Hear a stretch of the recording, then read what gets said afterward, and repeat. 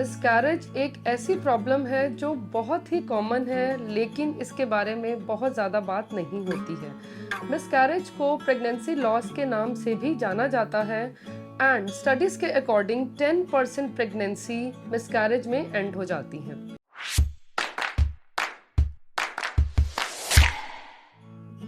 नमस्कार, I am doctor Ekta Bajaj, senior consultant obstetrics and gynaecology.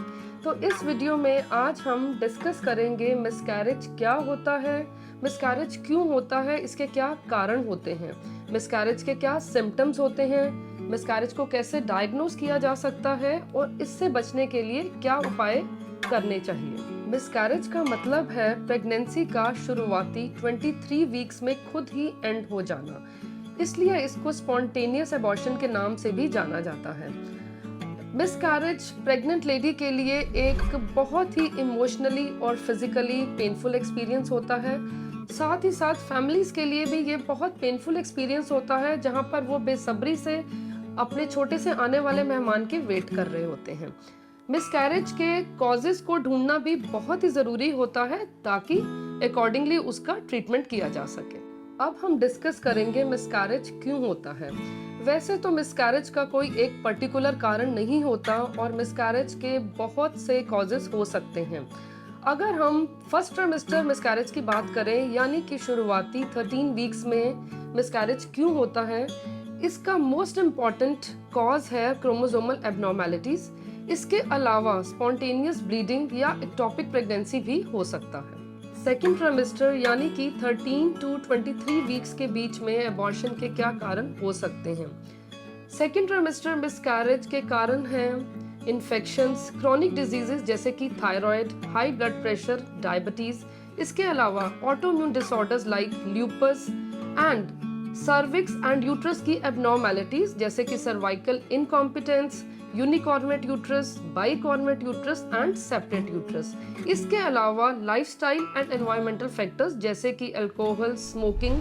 इसके अलावा exposure to gases and harmful substances. Third trimester में pregnancy loss को stillbirth के नाम से भी जाना जाता है। इसके इम्पॉर्टेंट कॉजेज हैं infections, chronic diseases like uncontrolled diabetes, gestational diabetes, high blood pressure. इसके अलावा अम्बिलिकल कॉर्ड एंड प्लेसेंटा की एबनॉर्मेलिटीज। मिसकैरेज के क्या सिम्टम्स होते हैं। मिसकैरेज का मोस्ट कॉमन सिम्टम है वेजाइनल ब्लीडिंग। इसके अलावा cramps and pain in lower abdomen, discharge of fluid from vagina, discharge of tissue from vagina, no longer experiencing the symptoms of pregnancy like nausea, vomiting, morning sickness, tiredness and breast tenderness. अगर इनमें से आपको कुछ भी symptom आता है तो आप अपने डॉक्टर से ज़रूर कंसल्ट करें। इन सिम्टम्स को देखकर मिसकैरेज को कैसे डायग्नोज कर सकते हैं। इसको डायग्नोज करने के लिए सबसे इम्पॉर्टेंट टेस्ट है अल्ट्रासाउंड, जिसमें बहुत से फैक्टर्स देखे जाते हैं जैसे कि foetal heartbeat, presence of yolk sac and इसके अलावा चेक करते हैं अंदर कोई ब्लड क्लॉट तो नहीं है एंड कोरियोअम्नियोटिक सेपरेशन एंड यूट्रस का shape, cervical length, internal ऑस diameter etcetera. Miscarriage को डायग्नोज करने के लिए कुछ ब्लड टेस्ट भी किए जाते हैं जैसे कि lupus anticoagulant and antiphospholipid antibody. इस टेस्ट को दोबारा नॉन प्रेग्नेंट स्टेट में भी रिपीट करना चाहिए। अब हम डिस्कस करेंगे मिसकैरेज को प्रिवेंट करने के लिए क्या किया जा सकता है। अब मैं आपके साथ कुछ टिप्स शेयर करना चाहूँगी जो हेल्दी प्रेगनेंसी के लिए बहुत ही इम्पॉर्टेंट हैं। प्रेगनेंसी से पहले एंड प्रेगनेंसी के दौरान हेल्दी लाइफस्टाइल मेंटेन करें, रेगुलर एक्सरसाइज करें, हेल्दी वेट मेंटेन करें, हेल्दी डाइट लें, स्ट्रेस को मैनेज करें, avoid smoke, alcohol, illicit drugs.